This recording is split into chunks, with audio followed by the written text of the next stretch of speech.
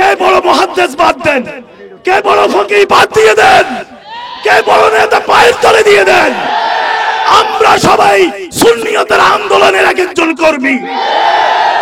এই রাজপথ থেকেই কে নেতৃত্ব দিবে, আল্লাহর পক্ষ থেকে ফয়সালা এসে যাবে, নেতৃত্বের ফয়সালা আরশ আজিমে হয়ে যাবে।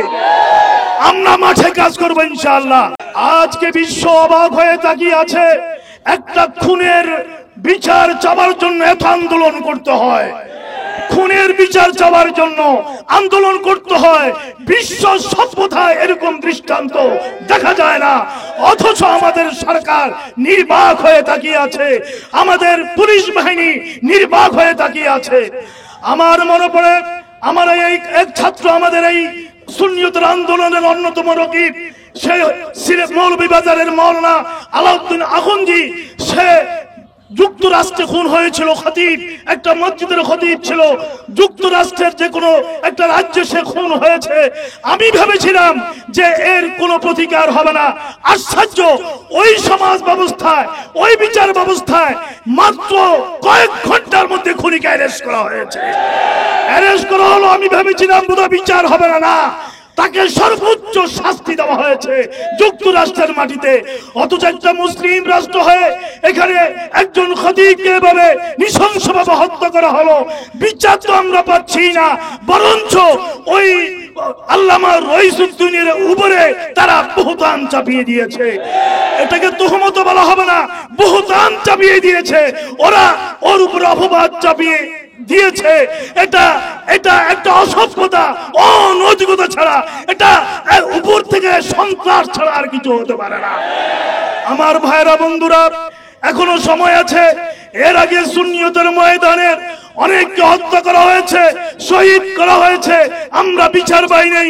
আল্লামা নুরুল ইসলাম ফারুকের মতো মহান শখসিয়ত ব্যক্তিত্বকে ঘরের ভিতরে তার স্ত্রী পুত্রের সামনে জবাই করে দেওয়া হয়েছে। আজ পর্যন্ত আমরা বিচার পাই নাই। আমি পরিষ্কারভাবে গভর্নমেন্টকে জানিয়ে দিতে চাই, আমি পরিষ্কারভাবে, গোয়েন্দা বাহিনীর লোকেরা আছেন, আপনারা রিপোর্ট করেন। আমাদের পরিষ্কার বক্তব্য, আজকে 18 কোটি মানুষের শরীরে, ওদের রক্তে আসলে আগুন লেগে গেছে। এই আগুন পানি দিয়ে নিভানো যাবে না। সেই শহীদ রইসুদ্দিনের আত্মা আমাদের দিকে চেয়ে আছে, ওর আত্মা আমাদের দিকে চেয়ে আছে। বিচার প্রার্থী হয়ে আমি বলবো, আমরা এই আগুন নিভবে একমাত্র তার বিচারের মধ্য দিয়ে, এছাড়া আমরা ঘরে ফিরে যাব না। আজকে নারী সংস্কারের নামে যেই সংস্কার প্রস্তাবনা দেওয়া হয়েছে, এটা কোরআন সুন্নাহ বিরোধী। এটার সাথে, এই ধরনের সংস্কারের সাথে আপামর জনসাধারণ, এদেশের মহিলাদের, নারী জাতির কোনো সম্পর্ক, এটা আমরা আজকের প্রোগ্রাম থেকে প্রত্যাখ্যান করলাম।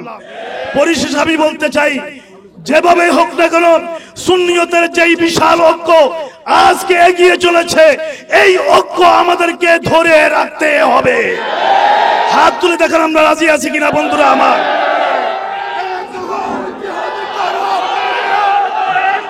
सुन्नियत कायम करो,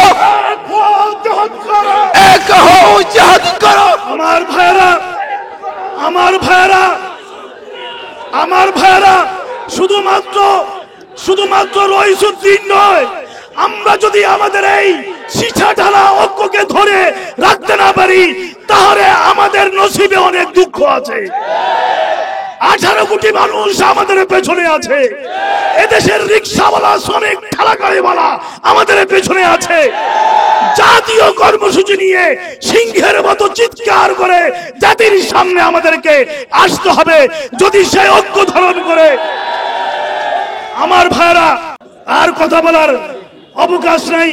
আমি ঐক্যবদ্ধভাবে আমরা হাতে হাত ধরে, কে বড় মুহাদ্দিস বাদ দেন, কে বড় ফকিহ বাদ দিয়ে দেন, কে বড় নেতা পায়ের তলে দিয়ে দেন। আমরা সবাই সুন্নিয়তের আন্দোলনের এক একজন কর্মী। এই রাজপথ থেকেই কে নেতৃত্ব দিবে, আল্লাহর পক্ষ থেকে ফয়সালা এসে যাবে, নেতৃত্বের ফয়সালা আরশ আজিমে হয়ে যাবে। আমরা মাঠে কাজ করব ইনশাআল্লাহ। এই আহ্বান জানিয়ে আমরা আল্লামা রসুদ্দিনের আত্মার সাথে আমরা এই বিচার এটা না পেয়ে আমরা ঘরে ফিরে যাব না।